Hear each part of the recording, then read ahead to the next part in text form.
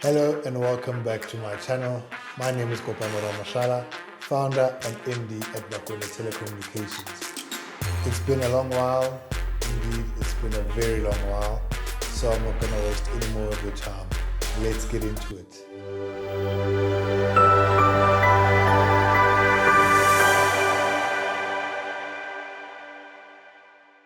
So in today's segment, we're still moving with the wireless ISP theme. I just wanted to show you all of the equipment that we would normally use in a WISP setup, from the tower equipment that you'd have to your client equipment, and how the various pieces of equipment interlink or connect with each other. Now you must note, in today's video I won't be going into each piece of equipment and setting it up. I'll do that in other videos that are coming up, and you guys will be able to now get the practicality of things. I just wanted to cover the theoretical part, but also show you the pieces of equipment physically on this video today for all your eyes to see. Now we're going to start with the first part, the base station. The base station, you'll obviously have your cabinet. That's where you'll house your routers, your backup power if you want backup power, but we're going to keep it very simple today. Let's say you're on a very stringent budget, so we're going to show you all the things that you need on the budget. So at the base station, first thing, it'll be your core equipment, which is your router. That'll be number one. It's something that looks like this. You can see it here. It's probably out of focus on this main cam, but yeah, that's what it is. This is going to be your core router for your tower, and it'll be handling all the triple PoE as well as the rate limiting of your clients, and it will be the one that will be accepting internet and distributing internet. Now, the second contraption that you're going to need here is this. This is an access point. This is the MikroTik Box 15S AX, so it's Wi-Fi 6, and it can go up to 2.5 gigs. Hence you'll see there's an SFP port there as well. I'll show it down here as well. So yeah, this is your access point. This is the interface that your customers will be connecting to the network with via Wi-Fi. Customers, it's going to be obviously your CPE antenna. So that's basically your tower base station / base station setup. And I just want to go through this cable so you guys can see. Over here on this red cable, it's at port 1. It can be at any random port. This is my internet coming in. So it's coming in, getting piped in here. And over here on the gray cable, this is where it's getting pumped out. Now, as you can see, this is 8 wonderful ports, meaning you can use each port if you have several APs. So this gray cable is going out to our AP. As you can see, it's connected there. So that's beautiful. So one thing you need to think about when planning to deploy your base station, you need to think about the coverage area. How many degrees do you want to cover?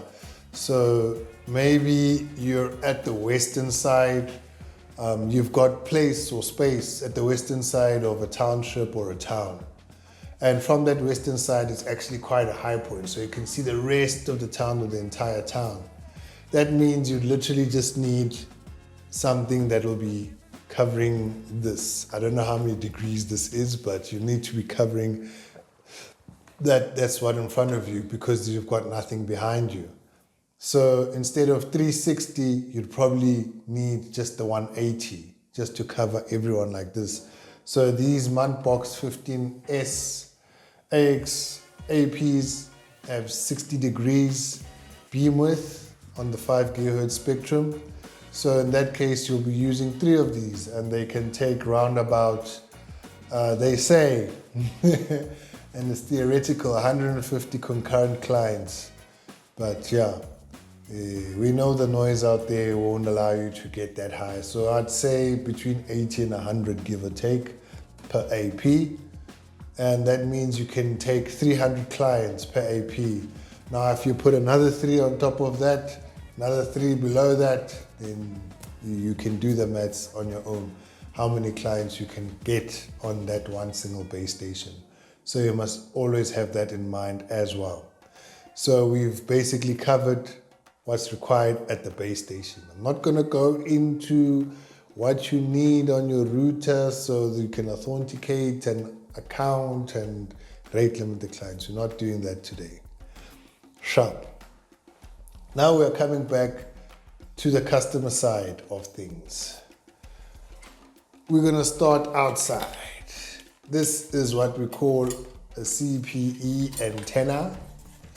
This is the MikroTik LHG 5, the AX one, so it's also Wi-Fi 6 and it can give some nice speeds, some very nice speeds.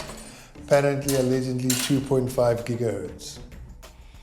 Now, this CPE is powered by what we call power over Ethernet. So internally, your client would be connected to a device similar to this. I don't want to show the brand, but this is what we call a PoE. As you can see, we have this yellow cable coming out here and it's coming into my CPE, as you can see, antenna, and it's giving it power and it's giving it data as well. And then what would be connected to the LAN port of this PoE is just a gray cable going to your router. So this will be your customer's indoor router, as Francois would say. And that's what they'll use to connect to the internet, connected in the WAN port. There you have the LAN ports for customers to connect. So it's CPE antenna through the PoE, carries the data, and it plugs into this beautiful router. And Bob's your uncle. That's how the customer has internet.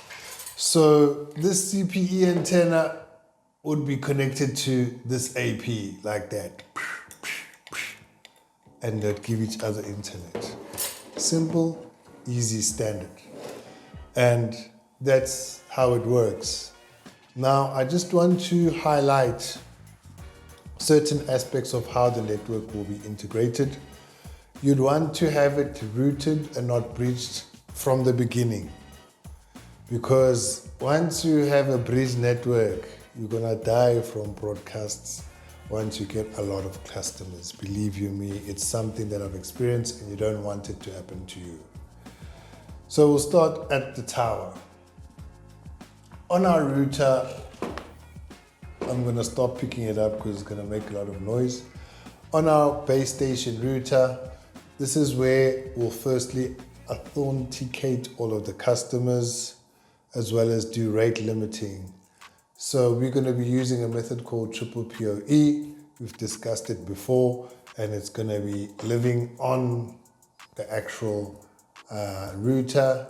We'll have a triple P server on each port, and we can either have radius accounting or we can do our own rate limiting on the router itself, but that will configure in another video. And then you would have your AP connected. Your AP will be in bridge mode. So basically when it's in bridge mode, it's like you've connected a cable directly from the router to the AP to the client. It doesn't do any routing, it's just a pipe basically. That pipe flows over to the client CPE. Also, not in bridge mode, but in routed mode, because this is where we want to stop the bridging of everything, because it's bridged from the router to the AP, and then the connection between the AP and the CPE, that's where the bridging needs to stop. Now, this CPE, once connected to the AP, will talk to the router, since the AP is in bridge mode, so it's just like a wireless cable. It'll connect to the router. Router will say, hey, MAC address is Mang, who are you? And the CPE will say, hey, I have credentials to talk to you. My name is CPE Mang at 123, and my password is, and then the router would say, oh yeah, they did tell me about you that you'd be coming through. Just know you can only go 10 megabits down and 5 up, okay? And then the CPE will say, okay. And he'll get internet connection. Now, the CPE itself will have internet connection and will be giving DHCP, which is a dynamic IP address, to this router here. And that way, even if your customer decides that they are smart, once they didn't pay their internet and things, I'll just reboot the router and I'll get internet again. And they reboot everything and they have lost their triple PoE credentials. So we don't want that. If they reboot it, it starts from scratch. There's a password, default password and Wi-Fi name on the router. They can simply connect to the router again, and they can set their Wi-Fi name and passwords themselves once more. So that's the simple part of it. And that's basically it. So that's it for today. Definitely, I'm not promising like the other videos saying, hey, I'm gonna give you, like literally, you'll be getting the new ebook, WISP ebook, probably a week after you see this video, if not sooner. And then another important thing is that you're gonna start doing classes for this type of thing, probably webinars. And yeah, we're gonna just have to decide whether we're still gonna do it under YouTube and have memberships that people would pay, 20 Rand, 50 Rand, 100 Rand, and you get all this information, you attend class, or we have weekly lives and webinars and we can basically have questions back and forth, and yeah, members will be able to enjoy those perks. But yeah, enough of the blabbing of what's to come. Check out whatever is in the description. Please do check out the links in the description. You'll probably find a link to the latest ebook about WISPs, where I discuss everything into detail, the business plans, etc. So I do thank you very much for your time once more. And one more interesting and exciting fact. As Backhaul Telecommunications, we are now manufacturing, distributing, and installing wireless ISP towers.